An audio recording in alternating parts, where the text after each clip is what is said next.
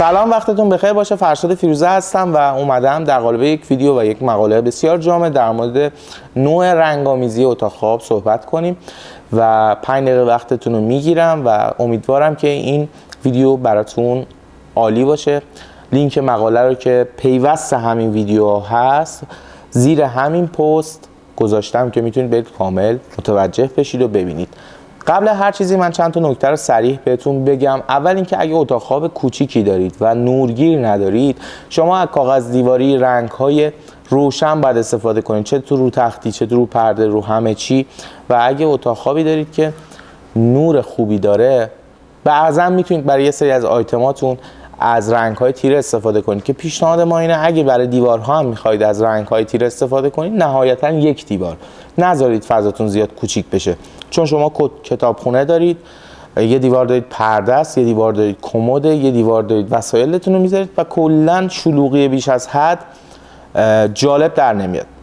و این نکته هم بهتون میگم، رنگ توسی باعث میشه اگه روی دیواری که مثل کتابخونه پشتشه یا دیواری دارید که روش شلوغه استفاده کنید، اون رنگ باعث میشه که اجزا بیشتر به چشم بیان و چشمتون رو زیاد اذیت نکنه و شلوغی دیوار رو از بین میبره. رنگ توسی برای دیوارهایی که میخواید تابلو بزنید، قفسه بندی داره و خیلی چیزهای دیگه. در کل این موضوع خیلی مهمه که پالت های رنگی که توی این مقاله براتون گذاشتیم، مقاله رو هم دارم میگم داخل یوتیوب یا آپارات دارید ویدیو رو میبینید، پایین همین ویدیو لینکشو گذاشتیم برید ببینید. یه سری پالت رنگی براتون گذاشتیم برای رنگ‌آمیزی و نوع رنگ‌هایی که برای اتاق خواب میتونید استفاده کنید. به مثال من توجه کنید. مثال من میخوام برای اتاق خوابم از پالت رنگی سبز و سفید و مشکی استفاده کنم. خب این پالت رنگی سبز و سفید و مشکی قرار نیست دیوار من سبز باشه، سقفم مشکی باشه، کفم سفید باشه. کف منظورم سرامیک، کاشی، پارکت، کفپوش، هر چی که هستا سفید باشه.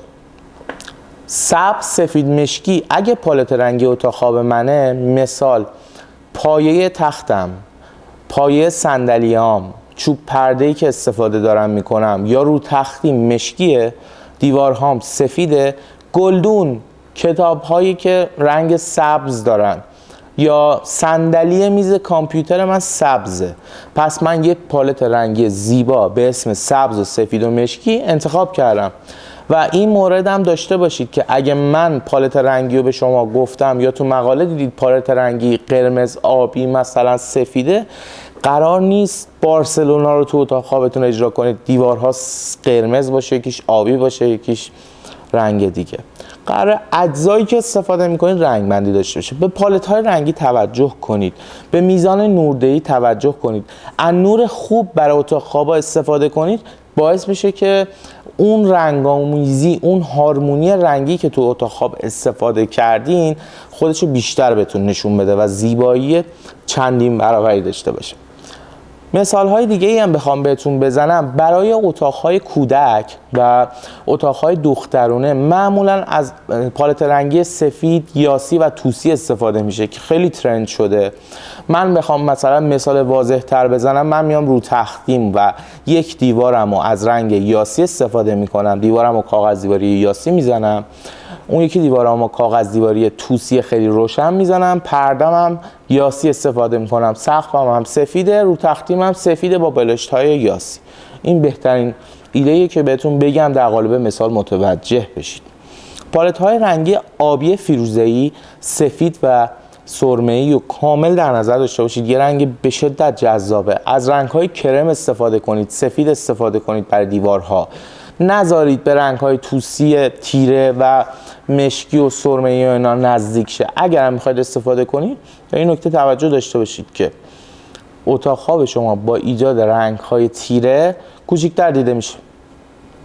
قالب کلی این ویدیو همین بود. تو مطالبی که تو ویدیو مقاله که دارید مشاهده میکنید گذاشتیم، کل این ترفندا رو در قالب متن تیتر گذاشتیم. رو فهرست هر کدوم انتخاب کنی میری سراغ اصل اون مطلب که پالت رنگی ها رو ببینی، رنگا رو ببینی.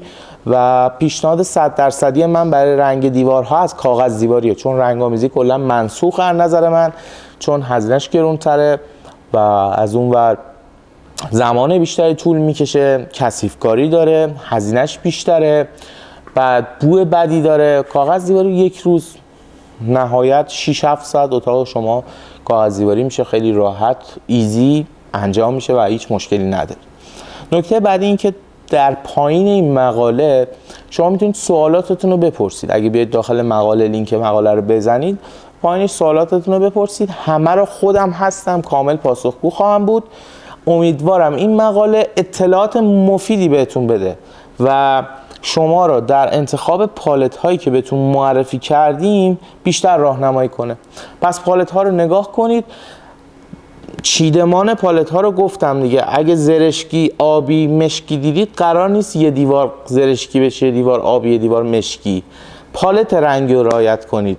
اینو بازم میگم که اشتباه نکنید. چند وقتی که زنگ بزنید بگید آلفابات شما به ما مشاوره خیلی بدی دارید، من یه دیوار رو قرمز کردم، یه دیوار رو آبی کردم. خیلی دوستتون داریم. بودن شما به ما انرژی میده. امیدوارم عالی باشید.